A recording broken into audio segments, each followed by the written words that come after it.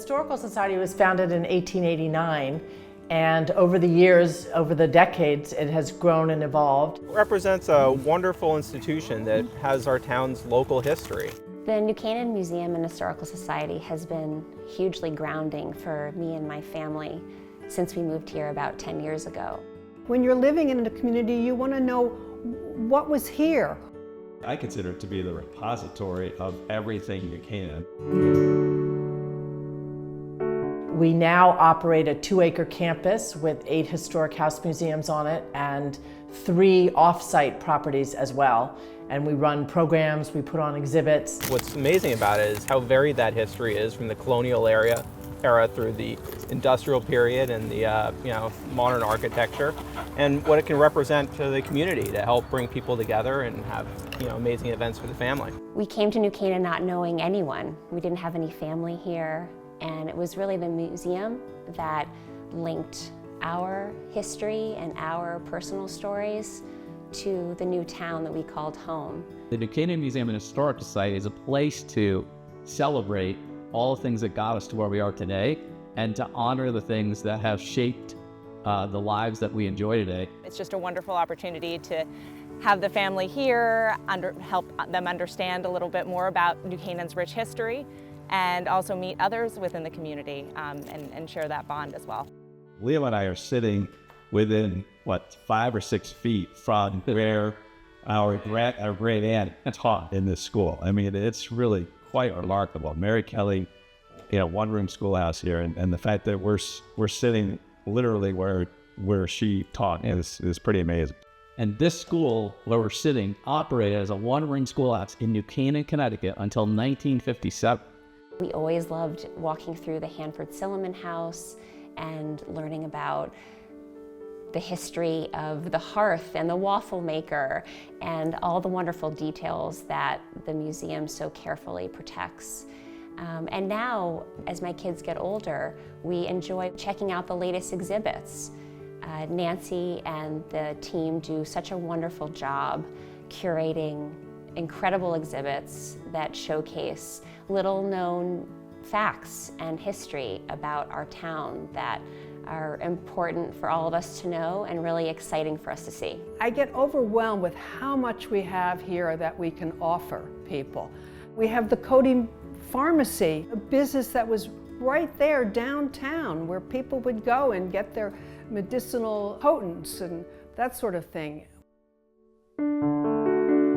The museum is starting a very exciting time with the opening of the Jim and Dee Dee Bartlett Center for New Canaan History. That will be quickly followed by the reopening of the Rogers Studio that's going to contain a beautiful exhibition on Rogers' life and work.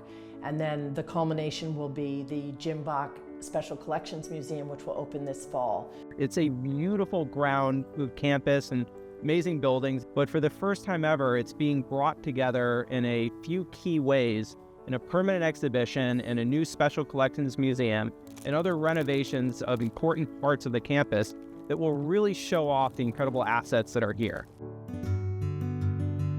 I want this place to be a place where children aren't afraid of a museum, where children actually embrace all that's here. When we have laughter on the lawn, when we see kids rolling hoops and enjoying the ice cream social and sitting in the rock school and using a chalkboard, those are the experiences that I want to be able to give to children in New Canaan. It also teaches humility and appreciation, like the idea of being able to go out and buy butter in the grocery store as opposed to having to churn it yourselves.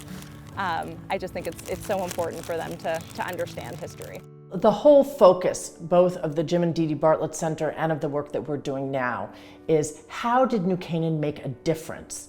And that's looking at the people and the businesses and the art and architecture and the events that shaped this town, made it what it is today, and help us understand where it's going tomorrow.